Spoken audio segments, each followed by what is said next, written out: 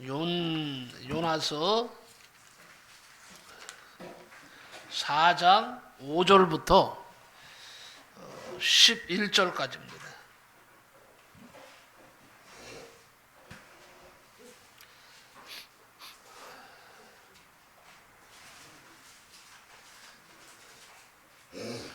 요나서 4장 5절부터 11절입니다.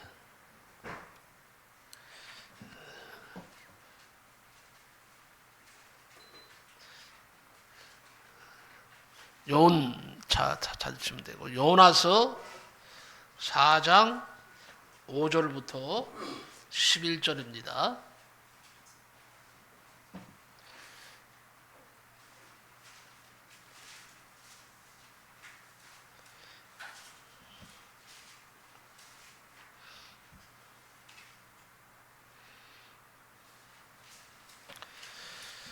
교독하겠습니다. 찾으신 줄 알고 교독합니다. 제가 먼저 읽겠습니다. 요나가 성읍에서 나가서 그 성읍 동쪽에 앉아 거기서 자기를 위하여 초막을 짓고 그 성읍에 무슨 일이 일어나는가를 보려고 그 그늘 아래에 앉았더라.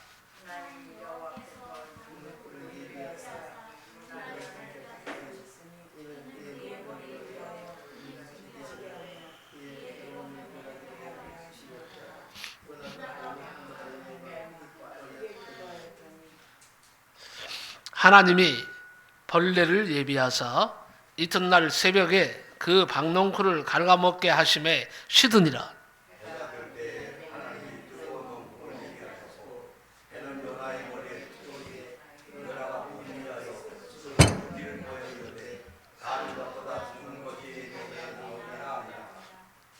하나님이 요나에게 이르시되 내가 이 박농쿨로 말미암아 성내는 것이 어찌 옳으냐 하시니 그가 대답하되 내가 성내어 죽기까지 할지라도 옳으니이다 하니라.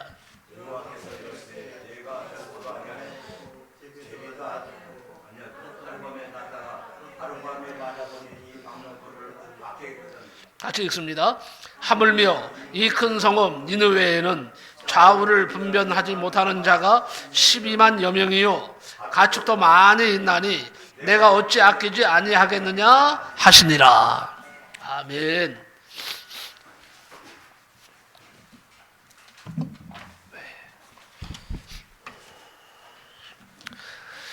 저는 오늘 본문 말씀을 가지고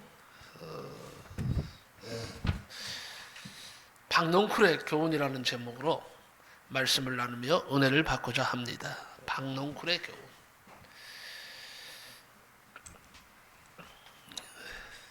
여러분 박을 아시죠? 박.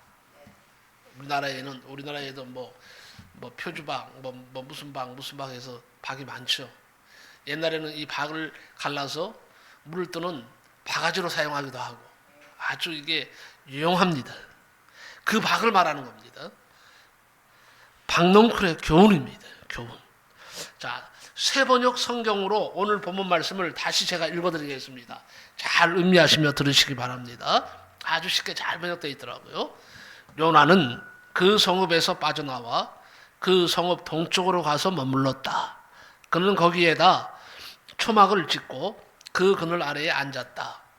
그 성읍이 어찌 되는가를 볼 셈이었다. 주 하나님이 박농쿨을 마련하셨다. 주께서는 그것이 자라올라 요나의 머리 위에 그늘이 지게 하여 그를 편안하게 해주셨다. 박농쿨 때문에 요나는 기분이 무척 좋았다. 그러나 다음날 동이틀 무렵 하나님이 벌레를 한 마리 마련하셨는데 그것이 박농쿨을 쓸어 버리니 그 식물이 시들고 말았다. 해가 뜨자 하나님이 찌는 듯이 뜨거운 동풍을 마련하셨다. 햇빛이 요나의 머리 위에 내리쬐니 그는 기력을 잃고 죽기를 자청하면서 말하였다. 이렇게 사느니 차라리 죽는 것이 더 낫겠습니다. 하나님이 요나에게 말씀하셨다. 박농쿨이 죽었다고 내가 이렇게 화를 내는 것이 옳으냐?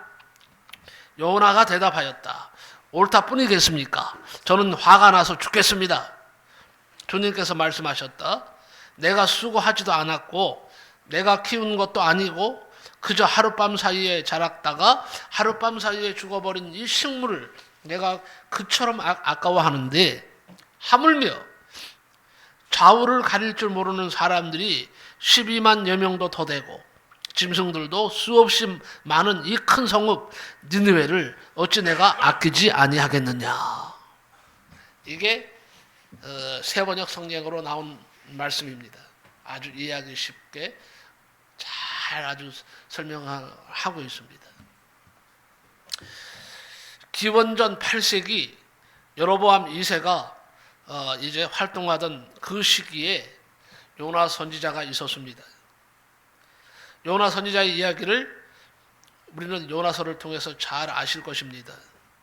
원수의 나라 아수르의 수도 니느웨에 가서 심판을 외치라는 명령을 받고, 그것이 싫어서 반대 방향인 다시스로 가는 배를 탔다가 풍랑을 만나 바다에 던져져서 물고기 뱃속에 들어갔지만 거기서 회개하고 다시 구사일생으로 기적적으로 살아나 니느웨에 가서 심판을 외쳐 니느웨 사람들이 듣고 회개했다는 이야기가 대략적인 내용입니다. 그런데 니느웨가 이제 회개한 것을 보고 그는 견딜 수가 없었어요. 그 사람이 바로 요나였습니다. 자기는 니느웨가 심판받기를 바라고 외쳤어요. 복음을 전하고 싶어서 전한 것도 아니에요. 하나님이 전하라고 하니까, 원래는 3일길이라고 합니다. 3일 동안 복음을 전해야 되는데 하루만 딸랑 막 달려가면서 복음을 외쳤는데, 그것도 구원받으라고 외친 것이 아닙니다. 외치기는 외쳤는데 마음은 뭐예요? 너희들은 멸망받아 죽어야 돼, 이런 마음으로 겉으로만 복음을 전한 겁니다. 그런데 희한하게 자기는 니느웨가 심판받기를 바라고 외쳤는데 니느웨 사람들이 깨닫고 모두가 회개했다 그랬습니다.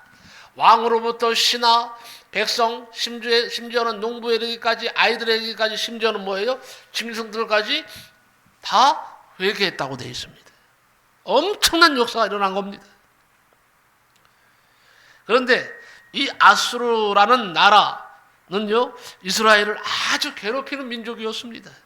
고통스럽게 하는 아주 악한 나라였습니다. 그러기에 요나의 심정이 이해가 됩니다. 이렇게 철천지 원수와 같은 아수르가 구원받아서 잘 되는 거, 그걸 원할 수 있겠어요? 인간적으로? 안 되겠죠. 저도 마찬가지일 겁니다. 그래서 마음이 상한 요나는요, 하나님께 불평을 하기 시작합니다. 너무나 통분한 요나는 하나님께 자기의 사명을 취해달라고 간구합니다. 자기의 생명을 취해달라고, 고독하시라고, 차라리 나를 죽여달라고, 이렇게 아주 그냥 떼를 쓰고 있습니다. 그때에 하나님께서는 박농쿨의 교훈을 통해서 요나의 잘못된 생각을 깨우치십니다. 너는 하룻밤에 났다가 하룻밤에 사라진 이 박농쿨을 내가 아꼈거늘 어찌 이 큰 성읍 니느웨 백성들을 내가 아끼지 않겠느냐 하는 것이 하나님의 말씀이셨어요. 그래서 여러분, 이 박농쿨의 교훈을 이해하기 위해서요, 요나서 4장 전체에 나타난 요나와 하나님과의 대화를 살펴볼 필요가 있습니다. 요나의 분노와 기도가 1절부터 3절에 나타나 있습니다. 하나님이 니느웨의 멸망을 철회하고 구원하기로 하셨습니다. 요나는 이것을 알았습니다. 이를 악한 일로 여기면서, 오히려 잘못된 걸로 여기면서 하나님께 분노합니다. 요나가 매우 싫어하고 성내미어라는 말이 1절에 나와 있어요. 요나가 매우 싫어하고 성을 냈다. 그는 망설이지 않았습니다. 하나님께 그 즉시 불만을 토로했습니다. 니느웨가 멸망하지 않을까 두려워했던 이유는 뭐냐?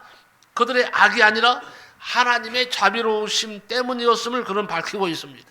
이게 2절 3절인데, 아니, 하나님이요, 하시겠다고 하면 따를 일이지 왜 자신의 주장을 내세우고 싫어하고 성을 냅니까? 하나님이 구원하시고자 구원하시겠다 하면 알겠습니다, 하나님 뜻에 순종하겠습니다 하고 순종하면 되는데 성을 내고 있어요. 하나님께 막 대드는 거예요. 우리가 치받는다는 말을 합니다. 치받는다는 게 뭔지 아세요? 그냥 머리를 갖다가 팍 그냥 갖다 대고는 팍 하는 거죠. 죽여! 죽여! 우리가 싸울 때도 막 여자 남자 싸울 때 그러잖아요. 부부가 싸울 때도 어떨 때는요. 죽여! 죽여! 이게 치받는 거예요. 근데 하나님께 지금요 요나가 하나님께 그렇게 하는 거예요. 차라리 나를 죽이세요. 내가 옳아요. 하나님 잘못됐어요. 하나님 틀렸어요. 지금 이렇게 말하는 거예요. 창조주 하나님께 피조물인 요나가 그렇게 하는 거예요. 아주 쉽게 이해가 되십니까? 이해가 되시죠? 이게 요나예요. 요나가 지금 하는 짓이라고. 참 세상 말로 하면 기가 찰 노릇이죠. 하루 강아지 범 무서운지 모른다는 말이 있습니다. 하나님께 항변하는 요나가 하루 강아지. 근데요, 혹시 이 요나의 모습이 오늘 이 시대를 살아가는 내 모습이 아닌지를 살펴봐야 됩니다. 요나만 탓할 것이 아니라 요나가 잘못했어. 그러면 그거 몹쓸 놈이야. 어떻게 하느니까 그렇게 내들어? 그렇게 말할 수 있습니까? 우리는 어떤 삶을 사느냐 이거예요. 혹시 현대판 요나가 내가 아는지를 여러분 깊이 한번 살펴보시기 바랍니다. 또한 요나는요 자신의 주장이 옳음을 성경 말씀을 들어서 감히 하나님께 아뢰고 있습니다. 교만의 극치가 아닐 수 없어요. 하나님은 말씀 자체이신데 그 하나님께 지금은요 출애굽기 34장 3절에서 6절에서 7절 말씀을 들어서 하나님이 옛날에 이렇게 하시지 않았습니까? 이렇게 말씀하시지 않았습니까? 하나님이 이렇게 자비를 베푸시는 하나님이라고 그러지 않았습니까? 하나님의 자비와 은혜가 니느웨를 멸망하지 않는 이유라고 그는 비판하는 거예요. 그런 공의와 정직을 요구하는 신실한 자들에게 불공평한 상황이 조성되었다고 느끼면서 차라리 죽는 것이 낫다고 선언을 합니다. 지가 하나님이 너 죽이겠다가 아니에요. 지가 하나님 앞에서 막 뻗대는 거예요. 지가 그냥 나 죽이세요 하나님. 내가 옳아요. 당신은 틀렸어요. 어떻게 그 악한 사람들을 구원한단 말입니까? 이거는 상식적으로 이거는 안 돼요 하나님. 그렇게 하려면 뭐예요? 그렇게 하려면 차라리 나를 죽이세요. 죽여요. 내가 아주 지금 잘 표현하고 있는 겁니다. 요나가 지금 그렇게 막 대드는 거예요.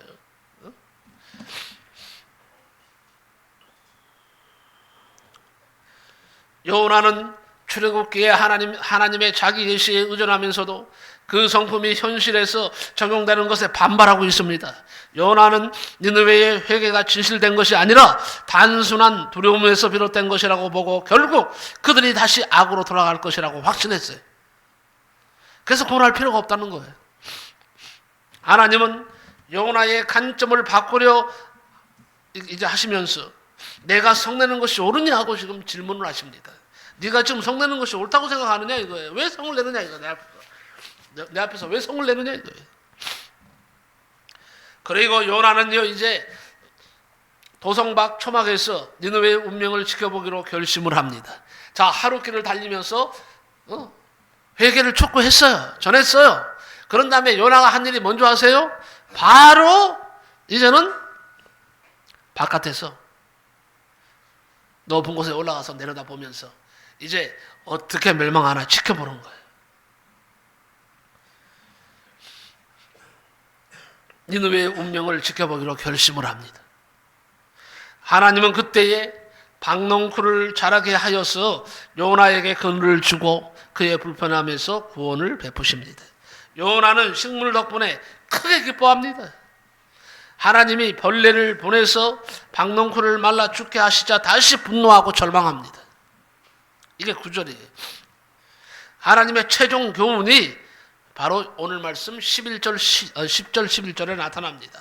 하나님은 요나가 박농쿨을 아끼는 그 감정을 이용해서 이런 논리를 전개하십니다. 너는 하룻밤 사이에 자라난 식물 하나도 아끼는데 내가 12만여 명의 많은 사람들과 가축이 있는 이 느느웨를 내가 아끼지 않겠느냐. 그들도 그래서 구원돼야 된다 이거예요. 요나는 박농쿨의 존재가 자신에게 주는 이익 때문에 아꼈지만은 하나님은 사람과 가축의 생명 가치 자체를 보신 것입니다. 이야기는 열린 결말로 끝납니다. 요나가 하나님의 자비를 받아들였는지는 알 수가 없어요. 단지 그 이후에 성경 역사를 통해서 알 수 있는 것은 뭐냐? 니느웨는 후에 결국은 이스라엘을 멸망시킵니다. 아수르가 결국은 이스라엘을 멸망시킵니다. 결국 자신도 나중에 멸망하는 운명을 맞게 됩니다. 중요한 것은 우리는 오늘 본문 말씀에서 주시는 교훈을 박농쿨 사건을 통해서 얻는 것입니다. 교훈을 얻는 것입니다. 이 박농쿨이 우리에게 주는 그런 교훈이 무엇일까요? 몇 가지를 살펴보겠습니다. 첫째는요, 무가치한 것을 갈망하고 추구하는 인생의 모습을 보라 이겁니다. 무가치한 것을 갈망하는 거예요. 추구하는 인생의 모습. 다시 말해서 우리는 저 영원한 세계, 천국을 사모하는 자들입니다. 그리고 새 생명을 얻어서 하나님 앞에 영광 돌려야 할 사람들입니다.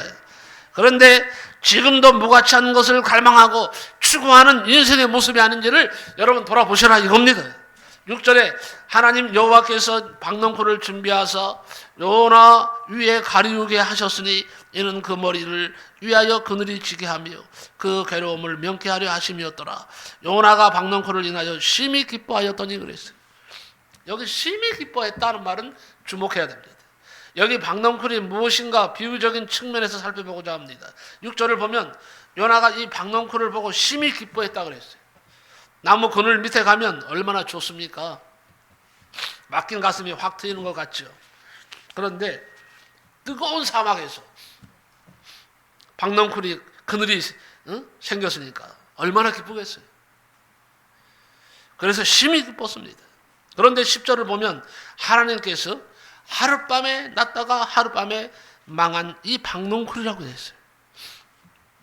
이처럼 세상의 일락과 물건과 육체가 다 이 박농쿨과 같습니다. 있다가 다 없어질 것들입니다. 그러나 사람들은 이것을 취하려고 사력을 다하여 그것을 최고의 행복처럼 여기고 전부로 여기고 그걸 쫓아갑니다. 그래서 물질, 명예, 권세, 쾌락을 붙잡으려고 달려갑니다. 인생의 목적이 세상의 것인 양 추구하고 있다는 말이에요. 심지어는 돈을 위해서 사람을 살해하고 친족을 살해하기까지 합니다. 현대인의 문제는 가치관의 혼란이라고 말할 수 있습니다. 무엇이 가치 있는 것인지를 모른다는 말이에요. 여러분 감사하십시오. 여러분은 무엇이 가치 있는 것인지를 안 사람들이에요. 알게 된 사람들이에요. 주님이 그렇게 만들어 주셨어요. 감사하시기 바랍니다. 그러나 세상은요, 무가치한 것을 갈망하고 추구하는 인생으로 살고 있다는 거예요. 우리가 거기에 빠지지 말자는 것입니다. 두 번째는요, 세상의 기쁨을 상실한 인생의 모습을 볼 수가 있습니다.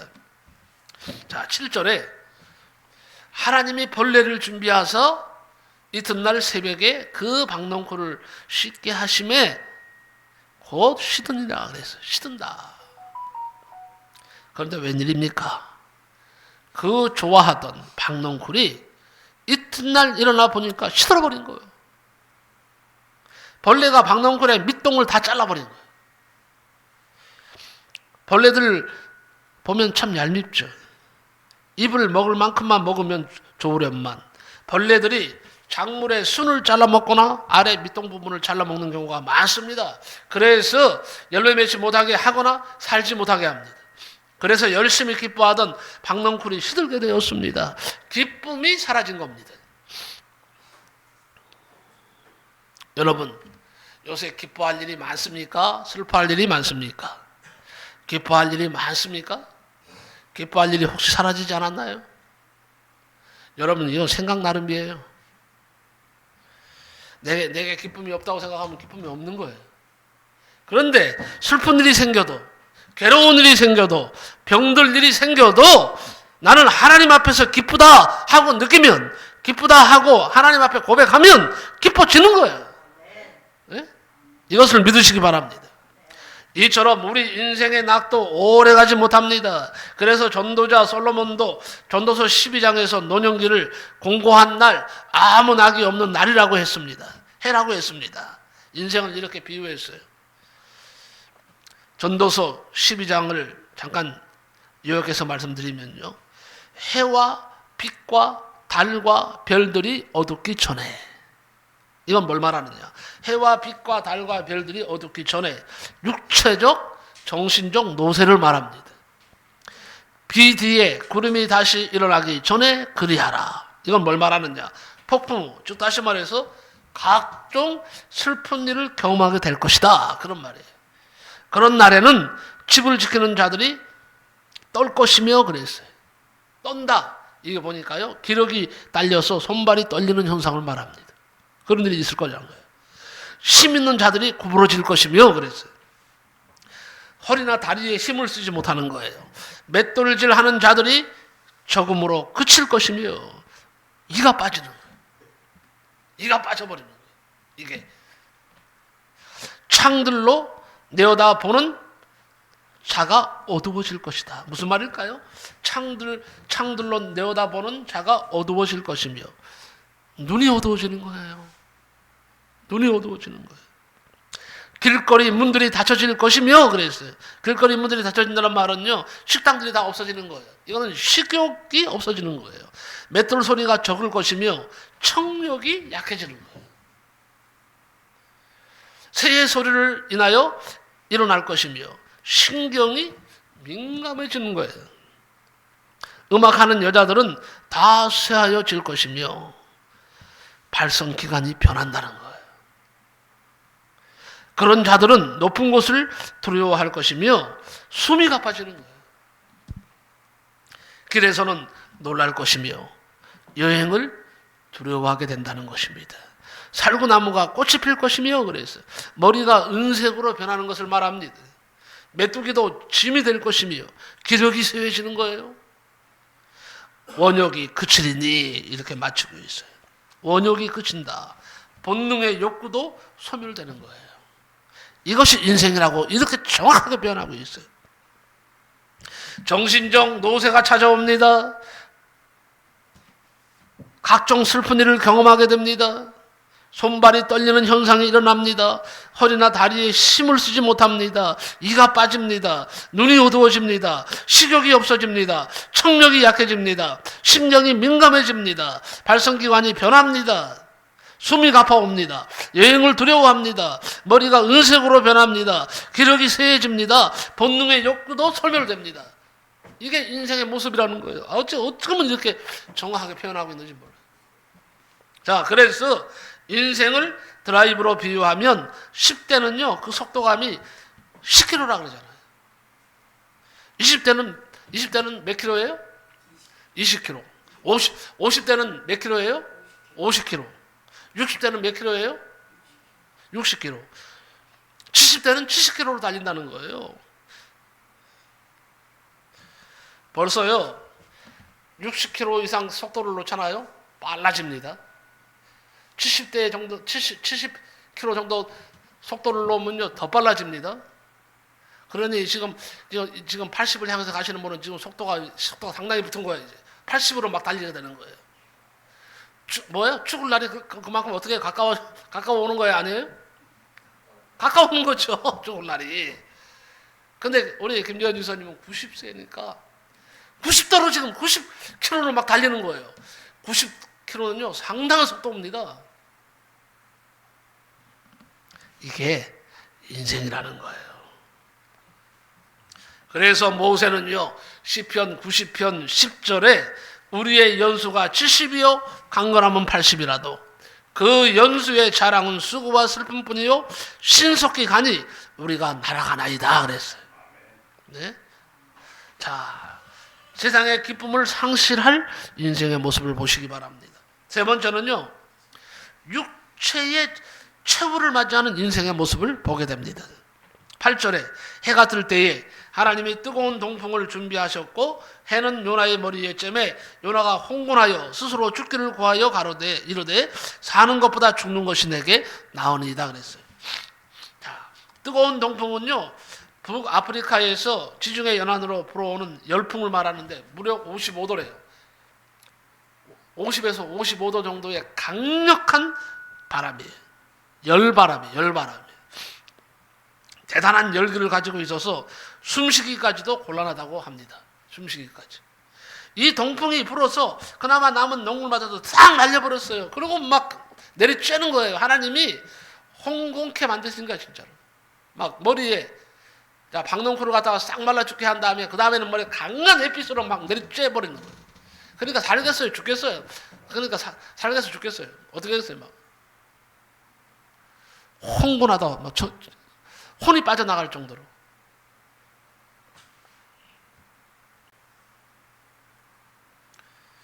이처럼 우리 인생은 나도 모르는 사이에 세월은 흘러 늙고 병들게 됩니다. 그래서 이사야 40장 6절에 모든 육체는 풀이요 그 모든 아름다움은 들의 꽃 같으니 풀은 마르고 꽃은 시들면 여호와의 기운이 그 위에 불미라 그랬어요. 이 백성은 실로 풀이로 돼 풀은 마르고 꽃은 시드나 우리 하나님의 말씀은 영영이 서리라 하라 그랬어요. 베드로는 모든 육체는 풀과 같고 그 모든 영광이 풀의 꽃과 같다 그랬습니다. 여러분, 내일 일을 너희가 알지 못하는도다. 너희 생명이 무엇이뇨? 너희는 잠깐 보이다가 없어지는 안개니라 그랬어요. 인생에 대한 이런 비유도 있습니다. 나그네 한 사람이요, 끝없이 펼쳐진 벌판을 걷고 있었습니다. 그런데 갑자기 뒤에 코끼리 한 마리가 나그네를 밟아 죽일 듯한 자세로 막 쫓아오는 거예요. 그래서 나그네는 막 달아나다가 다행히 우물을 발견하고는 우물로 숨는데 다행히요, 우물은 비어 있었고 마치 우물 안으로 칡농쿨이 한 줄기 드리워져 있었답니다. 그는 재빨리 넝쿨에 매달려 우물 안으로 몸을 숨겼습니다. 그리고 넝쿨에 매달린 채 안도의 한숨을 쉬던 그 순간에 깜짝 놀랐습니다. 가만히 보니까 검은지와 흰지가 넝쿨을 갉아먹었어. 그 넝쿨조차 곧 끊어질 것만 같았던 것입니다. 또 보니까 설상가상으로 우물 안에는 독사 4마리가 사방에서 나그네를 향하여 혓바닥을 날름날름거리고 있는 거예요. 밑바닥에는요, 동룡이라고 하는 것이 그가 떨어지기만을 기다리면서 입을 벌리고 있고, 그래서 나그네는요, 우물 밖으로 나갈 수도 없고 가만히 있자니 독사에 물려 죽을 것만 같았답니다. 그런데 어디선가 꿀방울이 나그네의 입술에 똑똑 떨어집니다.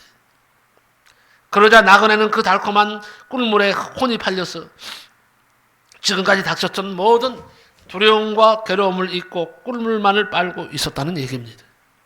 이게 무슨 얘기인 줄 아세요? 이게 인생의 모습이라는 거예요. 쫓아오는 코끼리는 세월을 말합니다. 흰지와 검은지는 밤과 낮을 말합니다. 독사는 죽음을 말합니다. 그리고 떨어지는 꿀방울은 세상의 일락과 쾌락을 말합니다. 그러나 그대로 가다가는 모든 것을 다 상실할 날이 오는데도 사람들은 어리석게도 그것이 전부인 양 달콤한 쾌락만을 위해서 세상 것을 목적 삼고 살아갑니다. 그들의 앞날에 지옥의 흑암이 기다리고 있는데 그들은 그것조차 모르고 있다는 말씀이에요. 이처럼 성경은 박넝쿨의 교훈에서 우리 인생의 종말이 무엇임을 여실히 보여주고 있습니다. 사랑하는 성도 여러분, 그러나 실망하지 마시기 바랍니다. 보이는 인생이 인생의 전부가 아닙니다. 우리에게는 영원히 있고 천국이 있고 하나님이 계십니다. 영원히 죽지 않을 영생이 있습니다. 그러므로 어떤 일이 있어도 여러분, 무가치한 것을 추구하다 실망하는 그런 인생, 영원히 지옥에 떨어지는 불쌍한 인생이 되지 않도록 하시기 바랍니다. 그러기 위해서 우리 모두 예수 그리스도를 잘 믿고 하나님을 경외하여서 날로 날로 새롭고 보배로운 새 생명 속에서 가장 현명하고 가장 소망스러운 위대한 성도들의 삶을 살시다 하나님의 부르심을 받기를 축복합니다. 기도하겠습니다. 주님, 제 마음이 요나처럼 자기 중심에 머물지 않게 하시고 주님의 긍휼의 마음을 품게 하여 주시옵소서. 나를 위해 준비하신 박넝쿨에도 감사하되 박넝쿨보다 더 귀한 생명을 바라보게 하여 주옵소서. 예수님의 이름으로 기도하옵나이다. 아멘.